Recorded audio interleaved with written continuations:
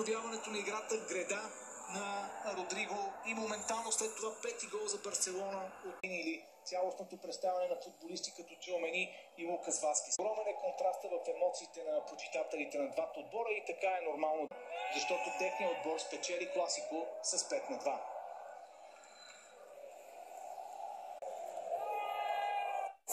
Източника Пъликова възпалението. Така че заслужики един аспект от футболната игра. Категорично матчът свърши с изгонването на Щесни и когато останаха Реал Мадрид доминираше на терена и в този матч. Сега се, който умее да освобождава пространство за Рафиния на Реал, защото от Испания виждате даже колко много съдии не успели и може би ще получи отново критики от испанската преса, може би и от Флорентино. Кой се объркал, кои са героите, кои са антигероите днес. Хвалят много Ламин Ямал, но твърдят за Реал Мадрид, че човек... Сега Реал Мадрид не приличаха на себе си. И не само на Реал Мадрид, нямаше много опции, нямаше... На пресконференцията да цитирам го, Суперкупата е много важна статистически, защото когато сме... Аз четох и на Ханзи Флик преди матча едно изказване.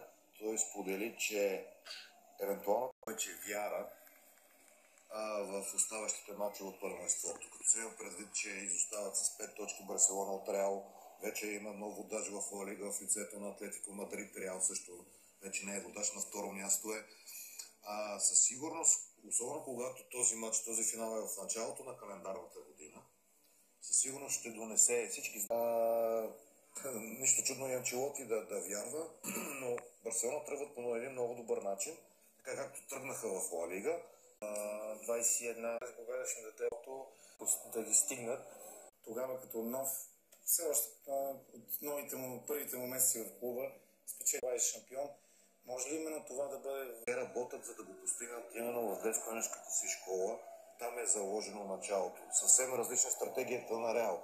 Знаем, и когато си започнал този цикъл... Само да прекъсвам за момента, в който и Марк Андре Тер Стеген вдига Суперкупата на Испания. Голям жест към вратари и отношение, което показва много добро отношение на цялата съблекание, на треньорското ръководство към един... Това е другото нещо, което Барселона превъзхожда Реала, именно колектива. Колективето ще реши и така нататък матча, но тук го реши колектива.